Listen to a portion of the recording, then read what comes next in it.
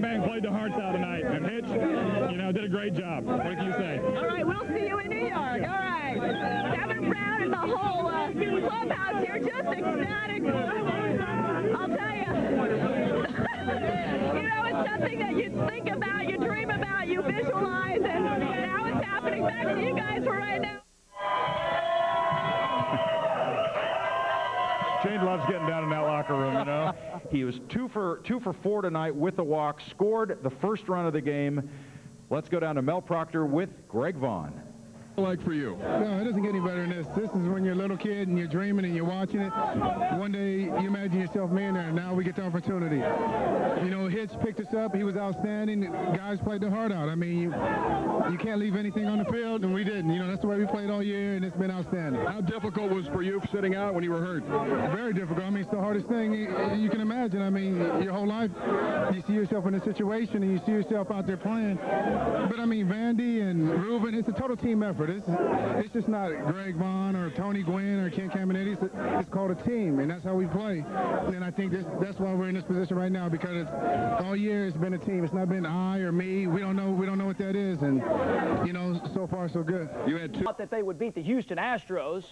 No one gave them a snowball's chance against the Braves, and I'm sure they'll be the underdogs against the Yankees in the World Series. But so what?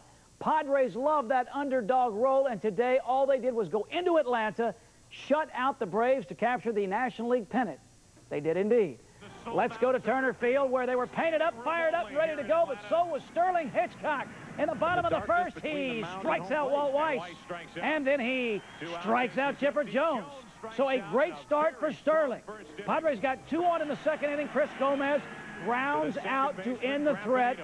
There was no score in the game. To the bottom of the second, Hitchcock strikes out Javi Lopez. Then he gets Danny Batista. The hitch was on his game.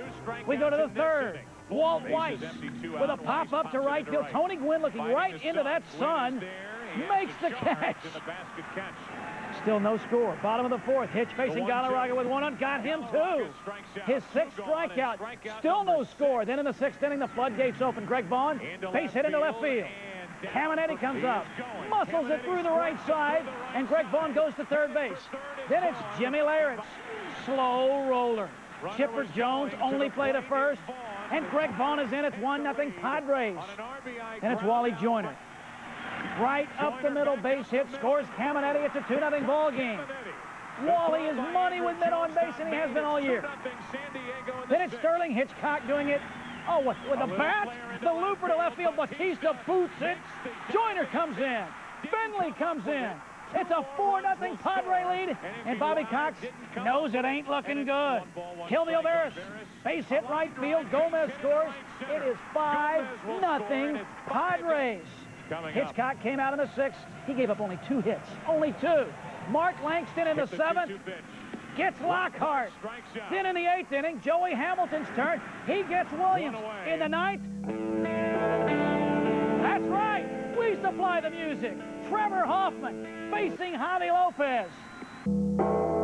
That's 1 out. Then it's Andrew Jones to Gomez. Gomez to first. Let me hear it. That's 2 down. And then it's Michael Tucker. Fly ball center field. Steve Finley's coming. Run for Finley. You got it. They're going to the World Series.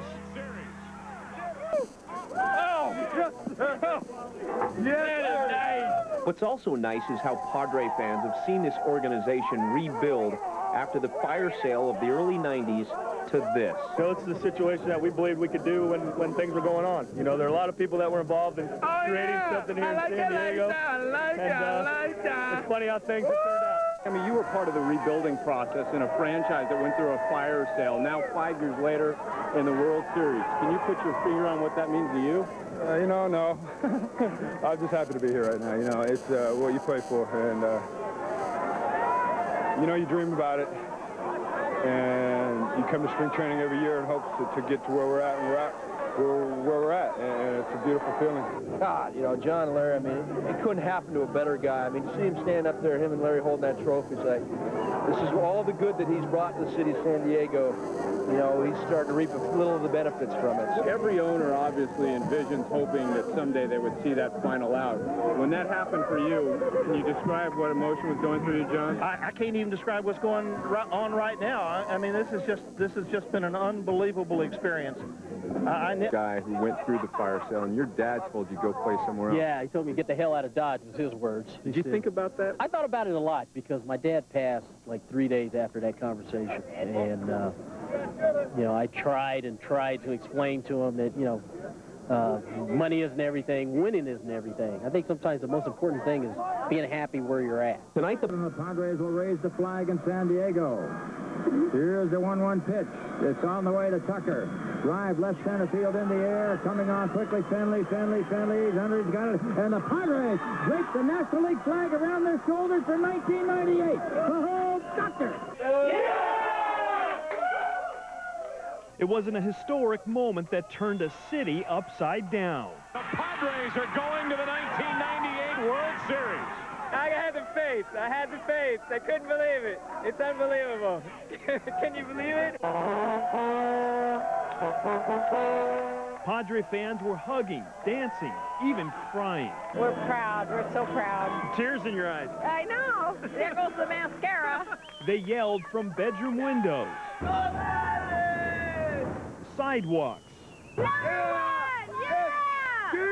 even their cars.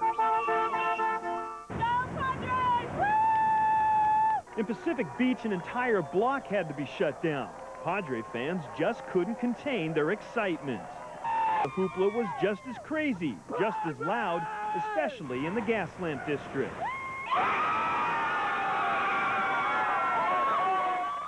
All over San Diego, people were celebrating, but some fans weren't exactly on the same page as everyone else.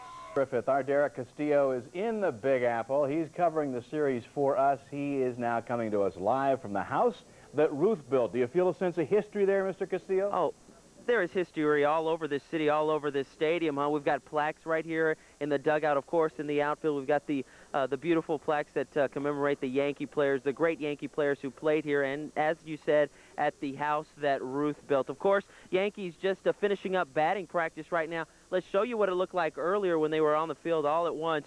Yankees took the field for batting practice just about an hour ago or so. Of course, the big man on campus here at Yankee Stadium, David Wells, the San Diegan, graduated, of course, from Point Loma High. He will get the start on Saturday in Game 1. Meanwhile, one of the few cities where as night falls, it actually gets brighter. The New York City skyline as they welcome the 1998 World Series. And there's always something else. Sold out at Yankee Stadium and a pretty well-attended Qualcomm Stadium on pins and needles as the curtain goes up on the 1998 edition of the Fall Classic. The Padres' Kevin Brown up against Point Loma's David Wells. The question going in, which starter would blink first, Wells or Brown? Brown may have blinked first, but it's Wells that blinks hardest. Yankees up 2-0 in the third when Greg Vaughn goes the other way with a runner on. The two-out homer. Game is tied. We jump to the fifth. 2 out again, a runner aboard, and it's Tony Gwynn flexing the long ball muscles. Padres up by 2. Wells is obviously upset about giving up that homer because his very next pitch, Vaughn turns on one, and the Padres have a 3-run lead with Kevin Brown on the hill. But Brown leaves in the 7th. Donnie Wall in relief, and he'll serve one up to Chucky Knobloch. That a 3-run shot. Game tied at 5. Mark Langston in relief of Wall. He serves up a bases-drunk tater to Tino Martinez. The Pinstripers enjoying a memorable 7th inning, sending 10 batters to the plate, scoring 7 runs. We go to the board, and here's the ugly final. The final, 9-6 Yankees. Wells gets the win, Wall the loss. Hernandez won. Folks poured into Qualcomm Stadium. They wanted to get a good seat to watch Game 1 of the World Series in front of the Jumbotron. Many Padre fans made this a family event, like Adriana Gallegos. We wanted to be among a lot of Padre fans, and we just wanted to, you know, be in the stadium and get the feel for, you know, having a big crowd. Big crowd it was. Stadium officials say 12,000 people came to watch the game. It was like a regular game, except the field was empty. But the concession stands weren't. They asking for everything. Look, everything. They like it asking for this. Like we have souvenir cups. They want the souvenir cups. They want everything that we have. So like thousands of other Padre fans, Stacy came to watch the World Series at Qualcomm Stadium. And you see the Yankees.